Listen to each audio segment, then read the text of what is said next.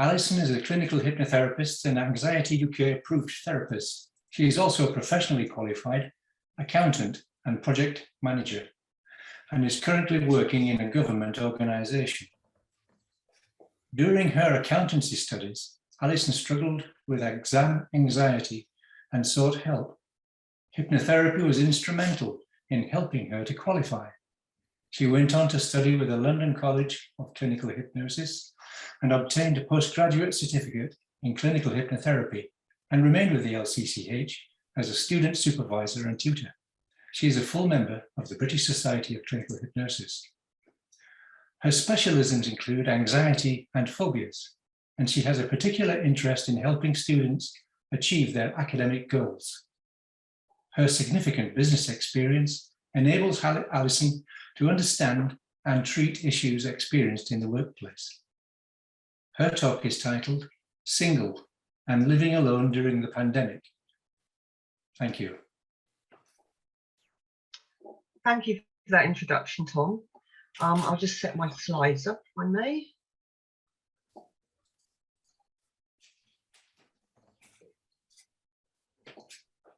Right, single and living alone during the pandemic, my topic of choice, enabled me to reflect on the last 18 months plus. So the presentation is about a single person living alone during the COVID-19 pandemic, which is a situation that we've never experienced before in our lifetime. So I based the presentation on experience. Alison, Hello? can you hear me? Sorry, Alison. Yeah. Your slides are not turned on just yet. You need to share them. Sorry. It's okay, it's okay. Don't worry about it. Yeah. I'll wait for you. Don't worry, Alison.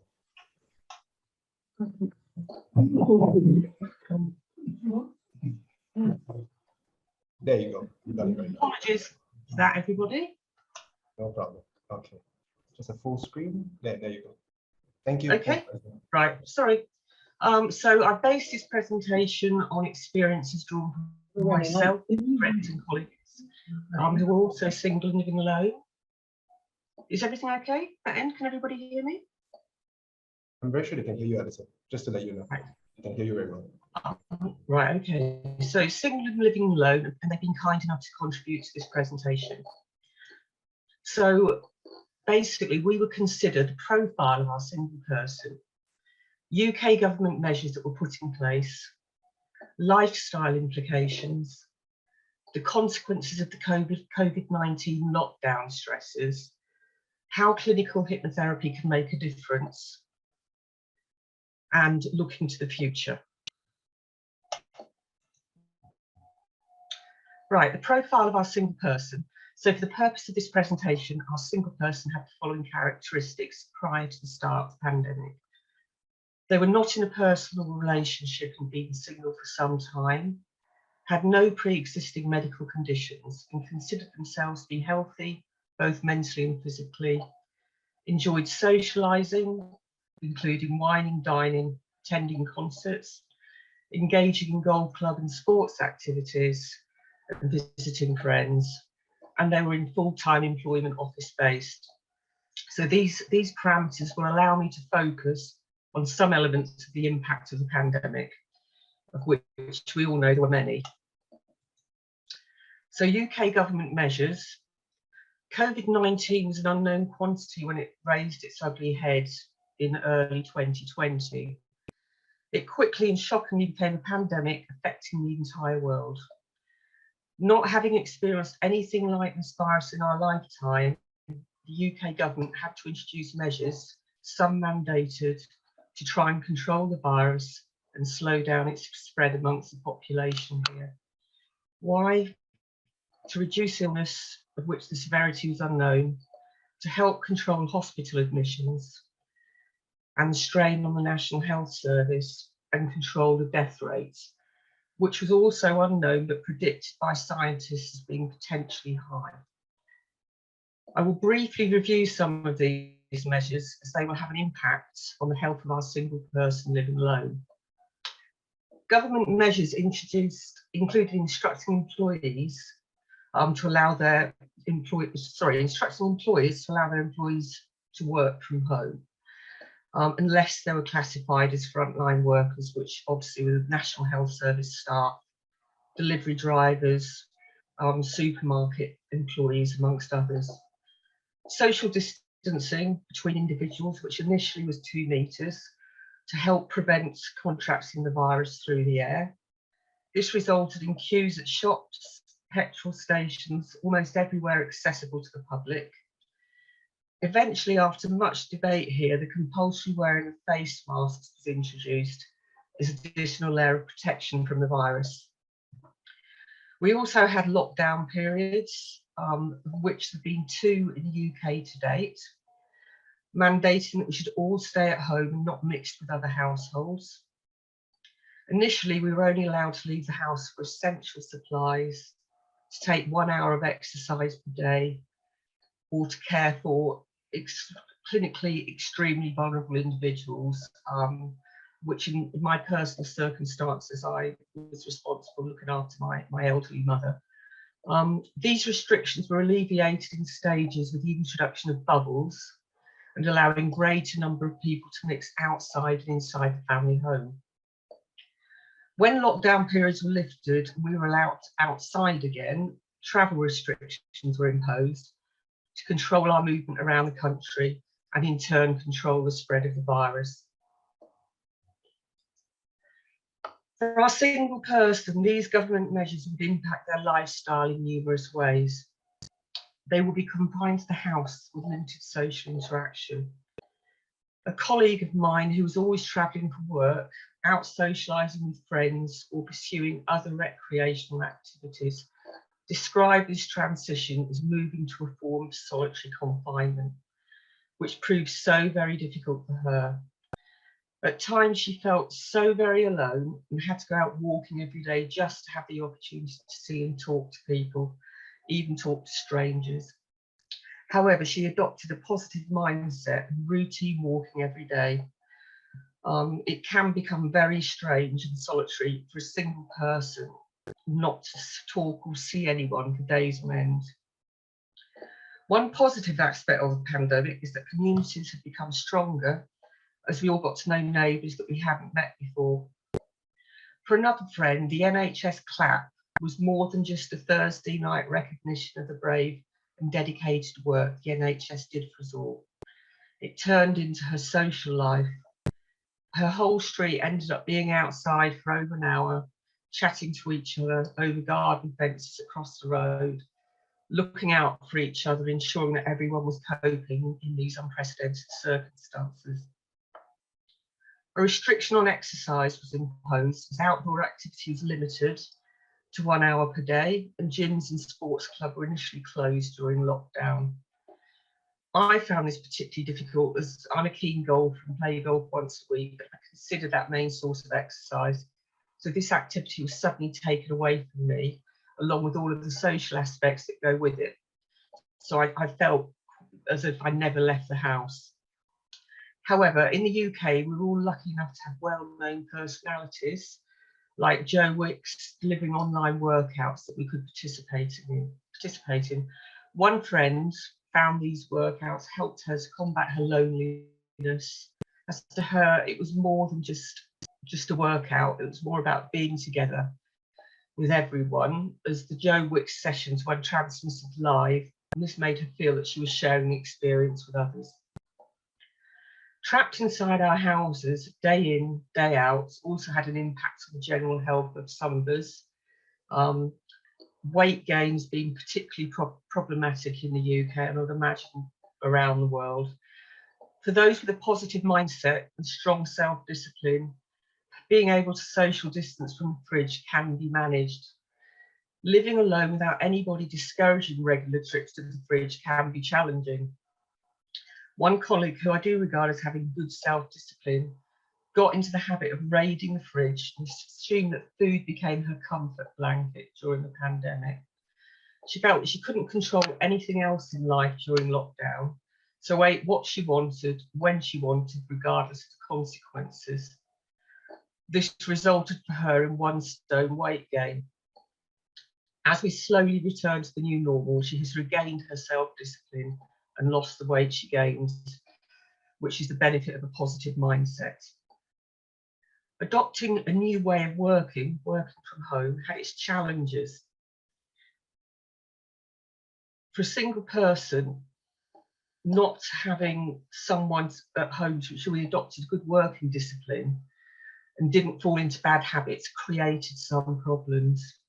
These problems including having a clear divide between work and personal time, ensuring a work-life balance. It was still and still is easy to work into the night or not close down the office by putting our Surface Pros away. Instilling poor work patterns, back-to-back meetings, missing lunch, not taking regular breaks from that computer screen, not being disciplined enough to take that 1 hour per day of outside exercise we're all allowed, feeling isolated as not having social contacts we would in the office. Several single work colleagues of mine felt there was a stigma that they should always be available. Skype indicates when you are working at your computer, a green light shows. That changes colour when you're away from your computer. They became stressed and anxious, afraid of leaving their computer to make a coffee or go for a walk. They felt they were being tracked. There was a lack of trust as they were assumed not to be working if their green light was out. The consequences of COVID-19 lockdown stresses. The combination of government measures and the virus could result in stress, anxiety and phobic responses, along with prolonged health problems for those single people who become a victim of the pandemic. As we are aware, anxiety is an emotion that prompts a physical response that allows us to react quickly to a real or perceived threat, a fight or flight mechanism. When the anxiety response is too intense or prolonged, or an individual experiences a perceived threat to their own life, it can lead to anxiety disorders. In some cases, the existence of the COVID-19 virus has had and still could have a significant effect on our single person's ability to carry on with their usual activities, social employment and recreational pursuits. The enforced withdrawal from society, so from social activity, generated by the government lockdown measures, including the closure of pubs, restaurants and clubs, could over time instill social anxiety disorder. Our single person no longer wants to attend pubs, restaurants, concerts and crowded places where the virus could easily spread. Restrictions mandating that our single person can only leave the house for a limited time and must work from home could lead to agoraphobia. Agoraphobia is most commonly defined as the fear of leaving a safe place, usually the home.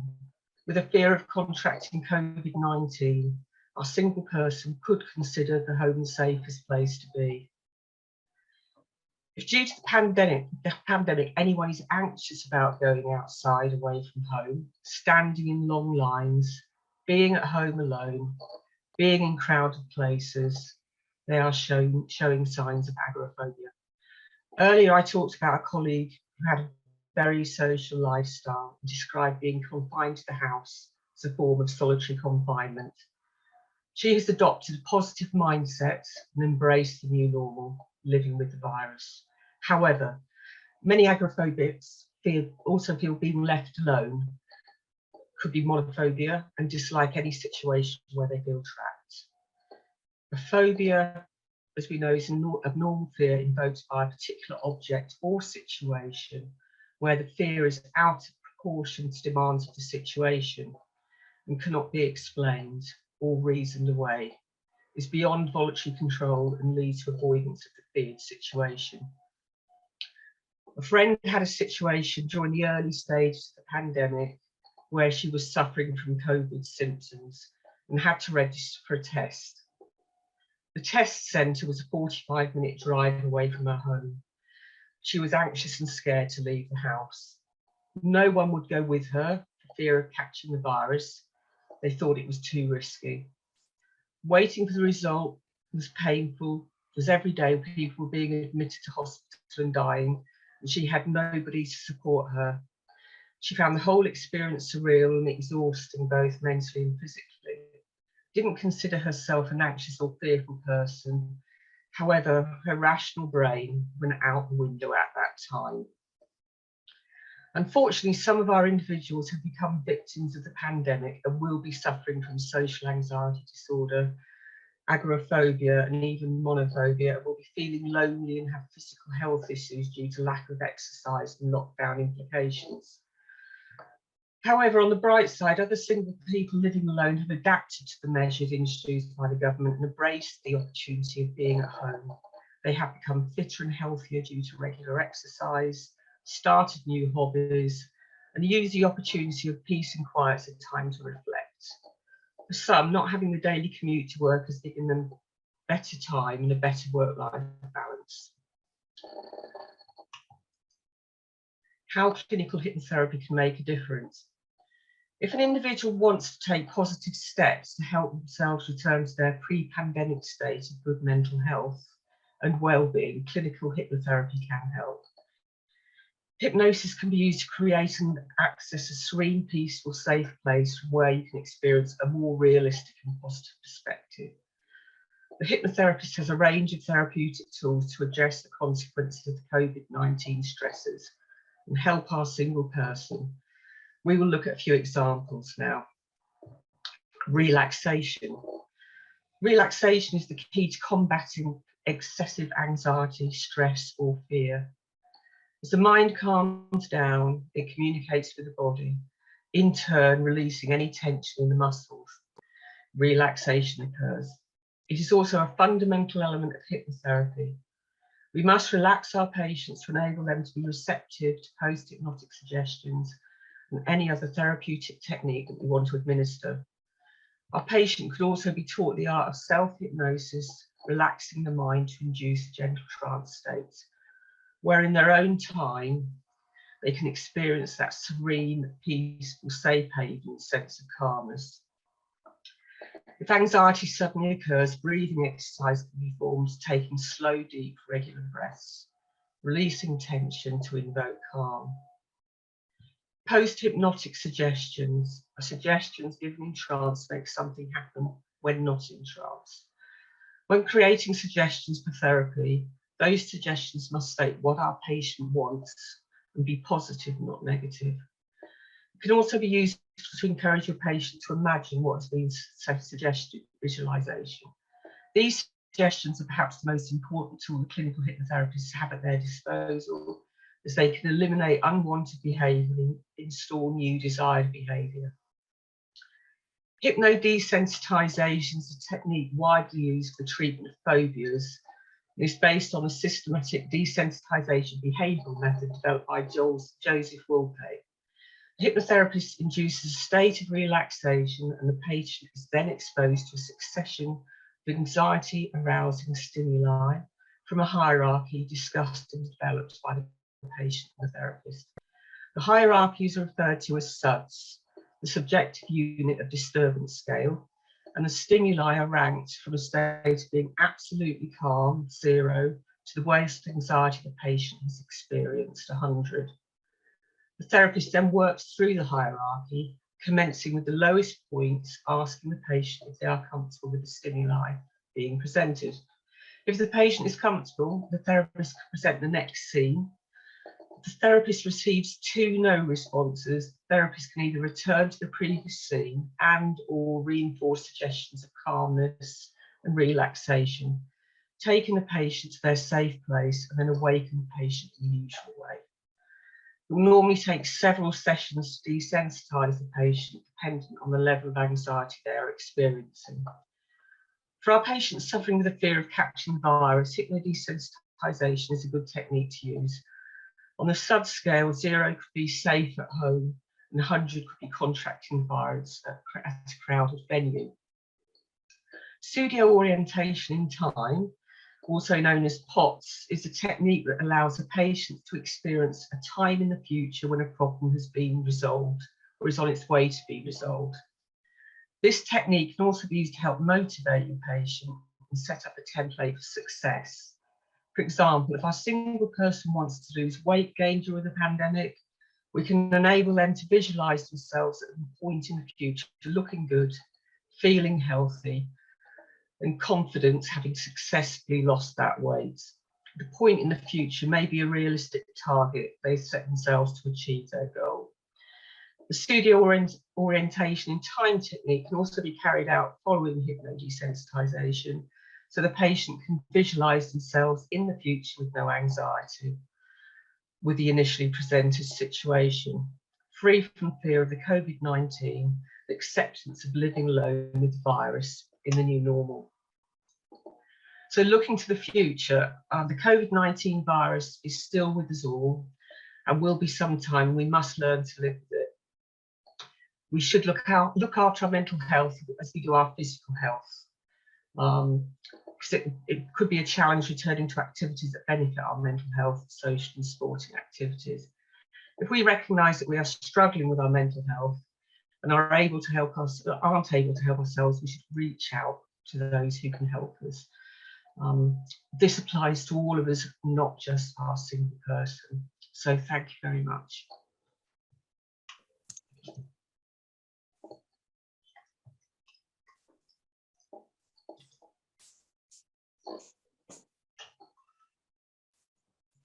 Dr. Anna, your mic is muted, Dr. Anna, just to let you know.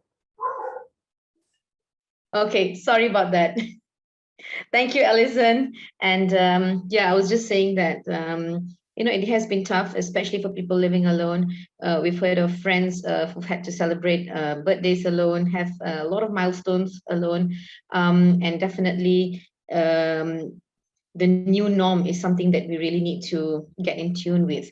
I'm just checking to see whether there are any questions popping up. We didn't have a question. So did you do a lot of online therapy? Was it a lot of, was there an increase in demand for online therapy because of? Yeah, there was definitely an increase in online therapy. And I must admit, prior to the pandemic, I wasn't really a fan of online therapy. I prefer face-to-face. But I think many of us have become used to online therapy now and know that it can be undertaken safely. Yes.